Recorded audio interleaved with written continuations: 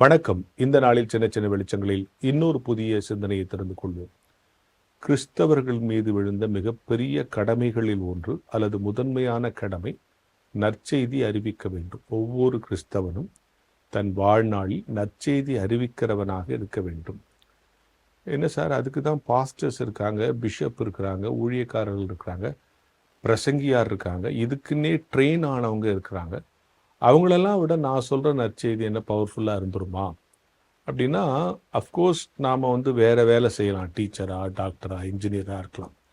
எந்த வேலை செய்தாலும் அந்த வேலையிலே ஒரு கிறிஸ்தவ அணுகுமுறை, ஒரு கிறிஸ்டியன் அப்ரோச் இருக்கிற மாதிரி இருக்கணும். அது கூட ஒரு நற்செய்தி தான். நம்முடைய தொழிலை ஒரு கிறிஸ்தவ பயத்தோடும் கிறிஸ்தவ நெறியோடும் செய்கிற பொழுது அங்கே நமக்கு தெரியாமலே அல்லது நாம் நேரடியாக செய்யாமலே மறைமுகமாக அங்கே நற்செய்தி அரங்கேறுகிறது. எனவே நற்செய்தி செய்ய வேண்டியது, சொல்ல வேண்டியது நம்ம எல்லாருடைய கடமை. எந்த பணியில் இருந்தாலும், அதாவது நான் வேலை நேரம் போக ஒரு இடத்துக்கு போய் காஸ்பல் ஒர்க் பண்ணுறதுன்றது ஒன்று. என்னுடைய வேலையிலேயே என்னுடைய பணியினோடையே, என் பணிக்கு இடையிலேயே என் பணியையே ஒரு நற்செய்தி பணி மாதிரி செய்கிற அணுகுமுறையை கிறிஸ்தவ பெருமக்கள் வளர்த்து கொள்ள வேண்டும். அதுதான் அப்போ எல்லாரும் நற்செய்தி சொல்லுகிற அந்த கான்செப்ட் வந்துடும். இப்போ ஏன் நற்செய்தி சொல்லணும்? கடவுள் கடைசியாக போகும்போது நீங்கள் உலகமும் போய் சகல ஜாதி சீஷராக்குங்கள் சொன்னார், அதனாலேயா? அது மட்டுமல்ல.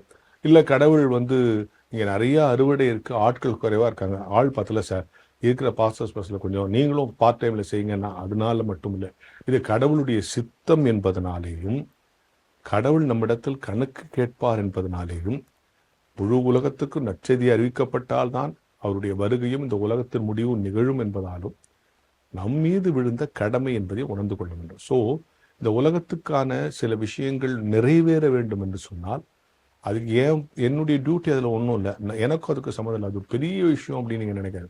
என்னுடைய சின்ன பங்களிப்பு இருக்கணும். முழு உலகத்திற்கான முடிவு அல்லது கடவுளுடைய ராஜ்யம் இங்கே வருவது அல்லது கடவுளுடைய இரண்டாம் வருகை இவையெல்லாம் நிகழ வேண்டும் என்று சொன்னால் அது எங்கேயோ நடக்கிற, யூனிவர்ஸில் எங்கேயோ நடக்கிற விஷயம் இல்லை.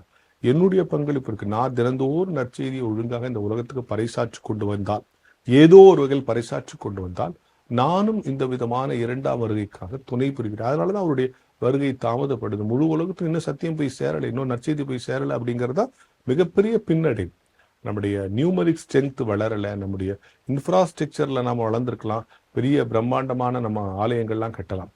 ஆனால் முழு உலகத்திற்கும் நற்செய்தி போய் சேர்ந்திருக்கிறதா அப்படின்னு சொன்னா, முழு உலகத்திற்கும் போய் சேர வேண்டும் என்று சொன்னால் நம்மகிட்ட இருக்கக்கூடிய கொஞ்சம் பாஸ்டர்ஸும் கொஞ்சம் பிரசங்கியாரும் கொஞ்சம் ஊழியக்காரர்களும் பார்த்தாரு. ஒவ்வொரு மனிதனும் ஒரு லிவிங் எக்ஸாம்பிளா, ஒரு மொபைல் இவாஞ்சலிஸ்டா மாற வேண்டிய கட்டாயம் இருக்குது. அதுக்குன்னா மொபைல் இவாஞ்சலிஸ்ட் மீன்ஸ் என்னன்னா, நான் வாழ்கிற இடத்தில், நான் பணியாற்றுகிற இடத்தில், மற்ற இடங்களில் என்னுடைய செயல் மூலம், என்னுடைய பணி மூலம், என்னுடைய குணத்தின் மூலம், என்னுடைய இயல்பின் மூலம், என்னுடைய பேச்சின் மூலம், என்னுடைய அணுகுமுறையின் மூலம் ஏதாவது ஒரு வகையில் நற்செய்தி சொல்லிக் கொண்டே இருப்பது நம்முடைய கடமை என்கிற ஞான வெளிச்சத்தோடு இந்த நாளை தொடங்குவோம்.